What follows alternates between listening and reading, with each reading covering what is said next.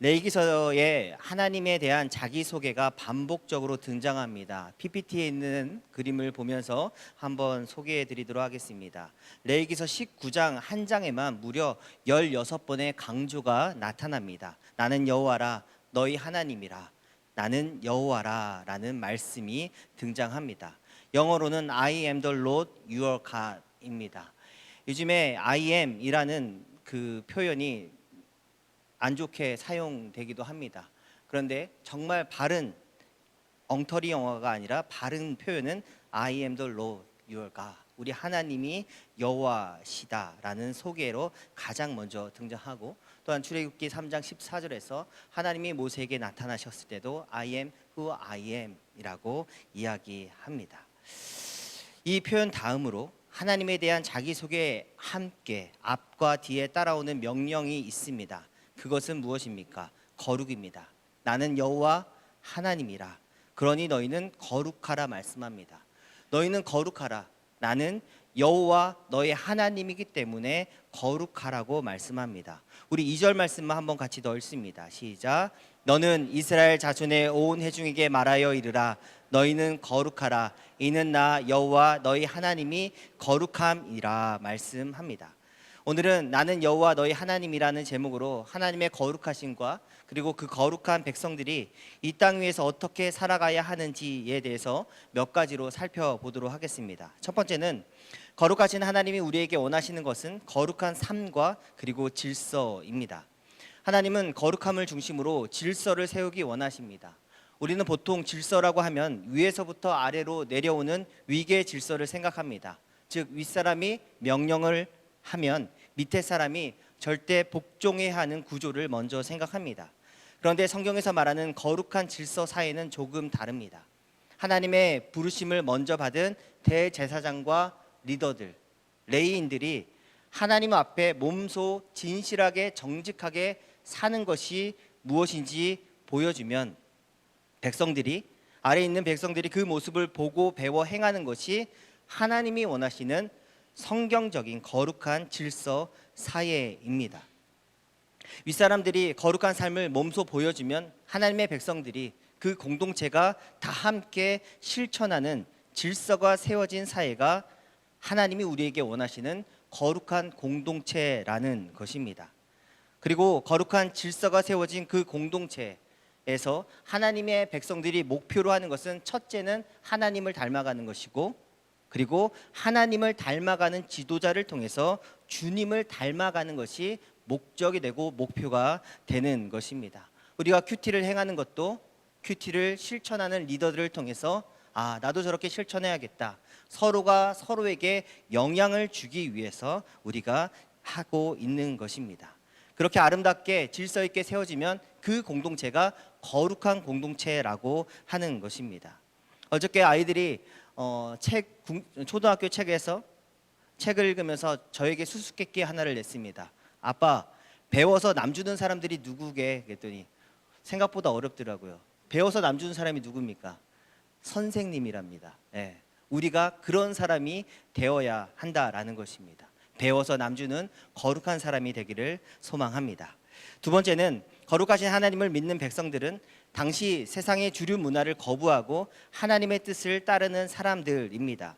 2절과 3절은 부모님을 공경하라고 말씀하고, 그리고 여호와 하나님을 예배하라, 그리고 그분께 드려라 라고 말씀합니다. 그러면서 당시 세상 문화의 중심 그리고 주류였던 우상 숭배를 따라가지 말 것을 말씀합니다. 우리가 창세기부터 이렇게 모세오경을 쭉 읽어보면은 강조되는 것을 부모 공경에 대해서 성경의 강조점을 보면 알겠지만은 늘 여호와 하나님을 경외하고 예배하는 것과 동일한 비중을 두고 부모님을 공경하고 섬길 것을 말씀합니다. 이동원 목사님의 설교집에 보니까 조선시대 왕 중에서 효와 예를 중요시했던 조선시대 효종왕에 대한 예화가 소개되었습니다. 하루는 효종이 가마를 타고 왕궁으로 돌아가는 길에 한 젊은이가 늙은 어머니를 업고 서 있는 것을 보게 됩니다. 그래서 왜 무슨 일로 연로하신 어머니를 모시고 있는 것이냐라고 물어보니까 젊은이가 하는 말이, 저희 어머니가 임금님 지나가시는 것만 봐도 소원이 없겠다 하셔서 이렇게 나와 있습니다 이야기합니다. 그랬더니 효종이 큰 상을 내렸다고 합니다. 그리고 그 소문이 옆 동네에 퍼졌다고 합니다. 옆 동네 이제 어떻게 할 것 같습니까?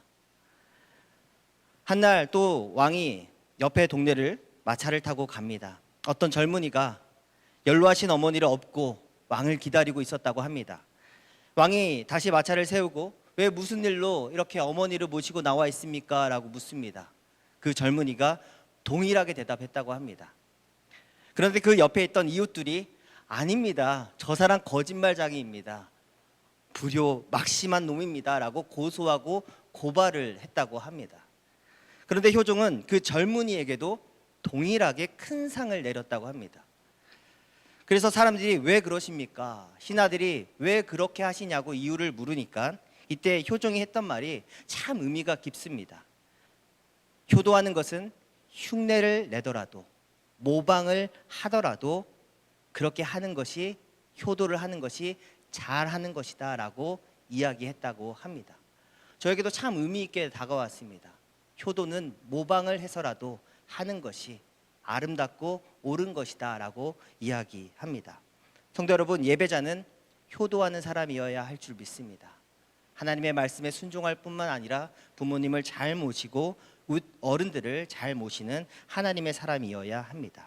또한 11절에는 구별된 거룩한 사람들은 도둑질하지 말고 거짓말하지 말 것을 말하며, 또한 13절과 14절은 어려움을 당한 이웃을 힘들게 하거나 골탕 먹이지 말라라, 이웃 사랑을 실천하라 말씀합니다. 우리 13절과 14절의 말씀 같이 한번 읽습니다. 시작. 너는 내 이웃을 억압하지 말며 착취하지 말며 품꾼의 삭을 아침까지 밤새도록 내게 두지 말며 너는 기먹은 자를 저주하지 말며 맹인 앞에 장애물을 놓지 말고 내 하나님을 경외하라. 나는 여호와다 라고 말씀합니다. 나는 여호와라 말씀하시면서 거룩한 사람은 어떻게 해야 하는지 계속해서 말씀하고 있습니다. 우리가 23년 11월, 12월 마지막 달들을 보내면서 욥기서를 큐티하고 있습니다. 욥기서에 나오는 친구들을 통해 배울 것이 정말 하나도 없음을 보게 됩니다. 이렇게 배울 것이 하나도 없는 친구들이 있다라는 것입니다. 마치 앞을 못 보는 사람에게 장애물을 두고 귀가 잘 들리지 않는 이에게 뒤에서 저주하고 욕을 하는 친구들처럼 보입니다. 특별히 욥의 친구 빌닷은 욥의 마음을 후벼팝니다. 저도 빌닷의 그 고백을 읽으면서 마음이 되게 아팠습니다. 빌닷은 욥에게 이렇게 말합니다. 우리가 너무나 잘 알고 있는 말씀 같이 읽어보겠습니다. 시작. 내 시작은 미약하였으나 내 나중은 창대하리라. 없어도 읽을 수 있잖아요. 내 시작은 미약했지만 내 나중은 창대하리라 말합니다. 이 구절 자체로만 보면은 힘이 납니다. 그렇죠? 격려가 됩니다. 그렇지, 내 시작은 지금 연약하고 미약하지만 그래, 내 나중은 잘 될 수 있어 라는 말처럼 들립니다. 그런데 그 바로 앞에 뭐라고 얘기합니까? 4절과 5절에 내 자녀들이 주께 죄를 지었으므로 주께서 그들을 그 죄에 버려두셨다. 너희 자녀들이 죄를 지었으니까 죽은 거야 라고 얘기합니다. 그런데 5절에 네가 만일 하나님을 찾으며 전능하신 이에게 간구하면 6절에 평안하게 될 거야. 그러면서 8장 7절이 내 시작은 미약하였으나 내 나중은 창대하리라 말씀하는 것입니다. 7 남매가 죽었습니다. 욥의 자녀들이 그렇게 죽었습니다. 근데 그 자녀들이 죄 때문에 죽었다라고 이야기하며 또 시작은 지금 미약하지만 나중에 잘 될 거야 라고 이야기하는 것이 좋은 말입니까? 저주입니까? 아무리 친구라도 어떻게 이렇게 말할 수 있는지 생각이 듭니다. 전형적인 인과응보의 견해입니다. 틀린 말이고 잘못된 진단입니다. 지금 욥은 하나님께 죄를 범했거나 불순종해서 어려움을 겪고 있는 것이 아니라고 성경은 이야기합니다. 신비로운 일이라고 이야기합니다. 그런데 빌닷의 입맛은 어려움을 당한 욥의 형편을 자신의 종교적인 언어로, 그렇죠? 정말 종교적인 언어로 너무 잘 말하지 않습니까? 그러나 그의 종교적인 언어로 진단하고 판단하여 욥의 가슴을 후벼 파고 있는 것입니다. 성경에는 하나님의 영감을 받은 말씀이 기록되어 있는 책입니다. 하나님의 말씀만 기록되어 있는 책이 아니라 하나님의 영감을 받은 말씀이 기록되어 있기 때문에 그 안에는 사단의 말도 들어있고 하나님께 인정받지 못하는 말도 분명하게 들어가 있습니다. 그래서 마치 성경을 전보는 것처럼 아무데나 펼쳐서 오늘 이것이 나에게 주는 말씀이다 이렇게 하는 것은 옳지 않다라고 우리가 배워왔습니다. 성경 마태복음서에는 사단의 말도 기록되어 있고 또한 하나님께 옳다 인정함을 받지 못한 욥의 친구들의 말도 우리가 지금 큐티하며 살펴보고 있습니다. 그러므로 빌닷이 욥에게 하루빨리 하나님께 돌아오고 회개하라고 한 주장은 잘못된 진단입니다. 그러므로 그 처방도 당연히 엉터리라는 것을 우리가 잊지 않아야 합니다. 다시 한번 레위기서 19장 13절과 14절을 읽어보겠습니다. 시작. 너는 내 이웃을 억압하지 말며 착취하지 말며 품꾼의 싹을 아침까지 밤새도록 내게 두지 말며 너는 기먹은 자를 저주하지 말며 맹인 앞에 장애물을 놓지 말고 내 하나님 경외하라. 나는 여호와다라고 말씀하고 있습니다. 그러므로 성도 여러분, 나의 언어로 내가 하나님을 10년, 20년 오랫동안 믿었던 나의 습관적인 종교적인 언어로 사람들을 힘들게 해서는 안 될 줄 믿습니다. 또한 13절은 재판을 행하는 이들에 대하여 말씀합니다. 어떠한 판사가 거룩한 판사입니까? 뇌물을 받지 않고 또한 사람을 외모로 판단하지 않고 또한 공의로운 판결을 하는 이가 하나님이 기뻐하는 판사인 줄 압니다. 세상에 속해 있는 재판관들은 뇌물을 받고 때로는 권력자의 편이 되어서 재판을 하더라도 내가 하나님의 부르심을 받은 거룩한 사람이라면 일반적인 보편적인 세상 중심의 질서가 통하지 않는 사람도 있다는 것을 보여주어야 합니다. 다른 질서가 있다는 것을 우리 공동체 가운데 보여주어야 합니다. 첫째 아들이 팔씨름을 하자고 합니다. 공정하게 이겨줬습니다. 3번을 해도 이기고 10번을 해도 이깁니다. 공정하지요. 근데 시온이가 억울하다라는 듯이 말합니다. 왜 예원이한테 져주면서 나한테는 이기냐? 억울하다 얘기합니다. 그래서 깨달았습니다. 공정하지 않구나. 우리의 일상에서 소소하지만 사람들의 마음을 시원케 해주고 그 사람들과 함께 소통할 수 있는 그런 사람을 하나님이 원하신 줄 압니다. 공정하고 바를 뿐만 아니라 함께 소소하게 웃을 수 있는 우리의 삶이 되기를 소망합니다. 또한 거룩한 사업가는 어떤 사람입니까? 저울을 속이지 않습니다. 세상 사람들은 더 많은 이익을 얻기 위해 저울을 속이고 또한 누구나 다 그렇게 장사한다라고 하여 편승할 때가 있습니다. 그러나 거룩한 하나님의 사람들은 하나님을 경외하고 두려워하기 때문에 저울을 속이지 않고 정직하게 장사해야 합니다. 이처럼 레위기서는 너희가 거룩하라 말씀하면서 우리의 일상생활 속에 곳곳이 너희가 정직하게 바르게 그리고 때로는 유머러스하게 하나님의 뜻을 행할 것을 우리에게 말씀하고 있습니다. 세 번째는 거룩하신 하나님을 믿는 백성들은 진심으로 미움은 밀어내고 또한 이웃을 사랑해야 합니다. 거룩은 구별됨입니다. 그래서 우리의 생활에 있어서 아침 일찍 일어나 새벽 예배를 나오고 또한 매일 큐티를 하며 열심히 기도하고 전도 활동을 하는 것 역시 하나님이 정말로 기뻐하시고 칭찬하십니다. 그런데 여기에 한 가지 더 구별되어야 하는 것이 있습니다. 그것은 마음에서부터 우러나오는 우리의 자세와 태도인 줄 압니다. 그러한 태도를 사랑이라고 말할 수도 있고 그러한 자세를 감사라고 할 수도 있을 것입니다. 오늘 본문 17절과 18절을 함께 읽습니다. 시작. 너는 내 형제를 마음으로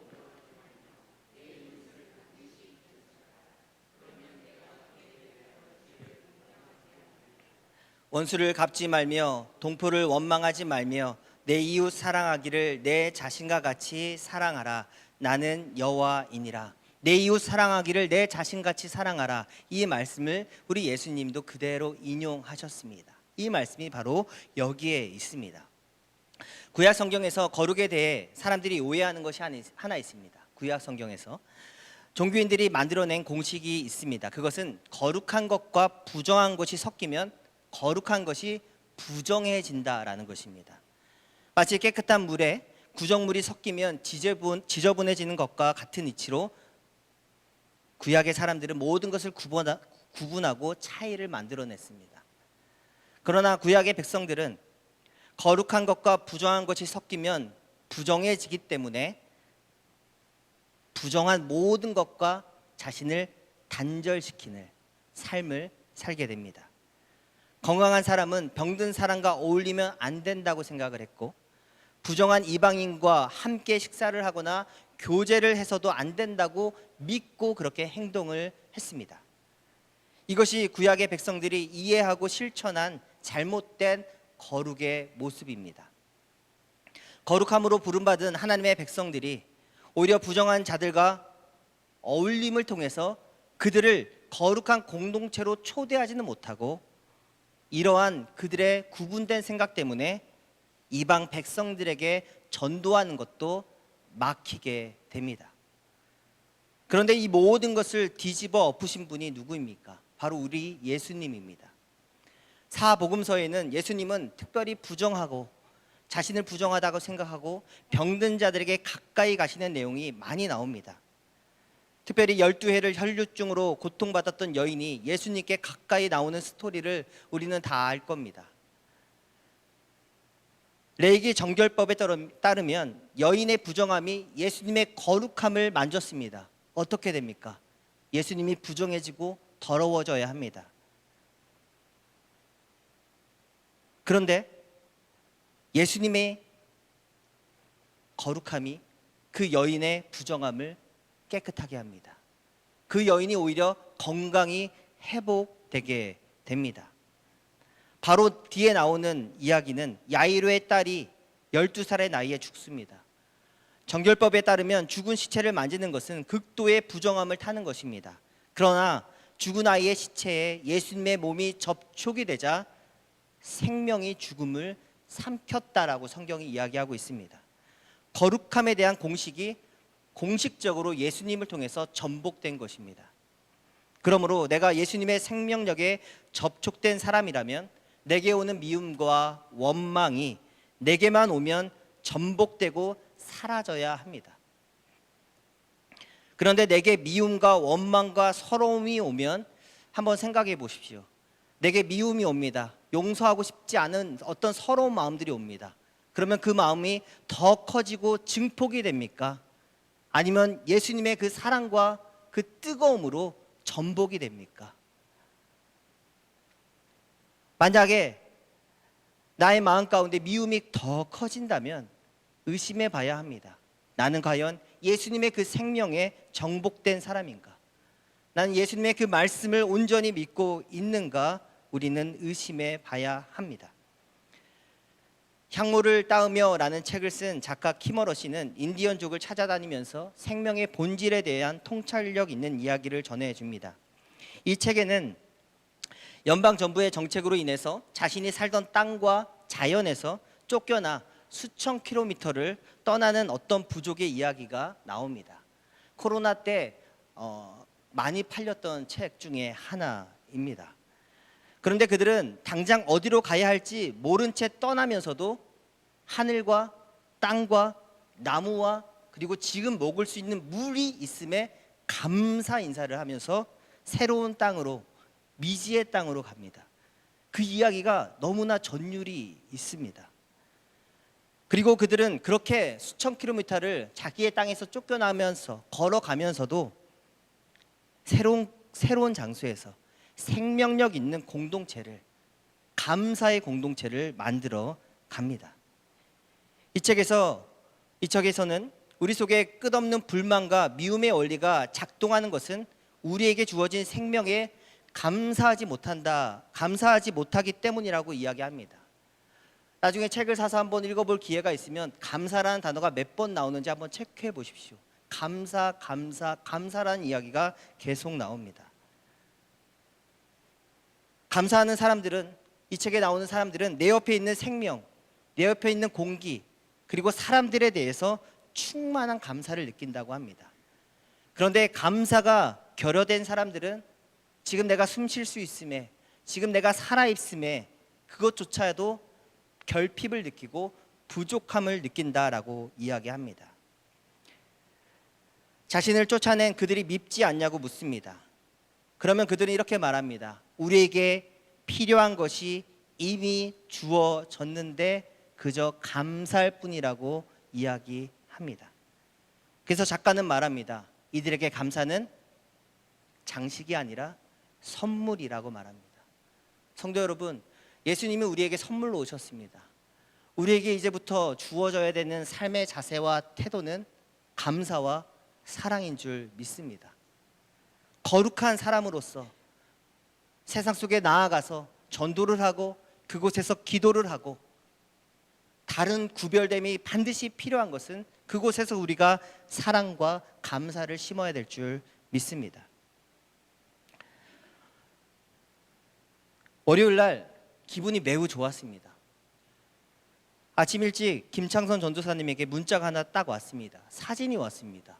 그래서 이게 뭐지 하고 봤더니 웬 아기가 하나 있었습니다. 태명이 반지라는 아이가 태어났습니다.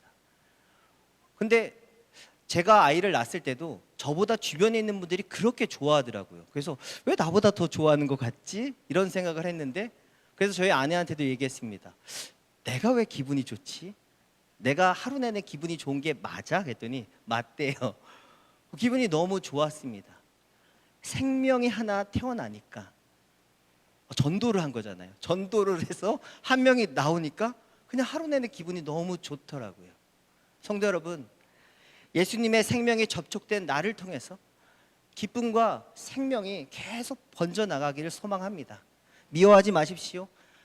그리고 싸우지 마십시오. 이 얘기보다 더 중요한 것은 내게 누구가 있습니까? 예수의 생명에 접촉되어 있으면 사랑과 감사가 증폭되고 넘쳐야 될 줄 믿습니다. 나와 접촉이 되면 부정함을 씻겨나가고 거룩함이 넘쳐나는 우리의 삶이 되기를 소망합니다.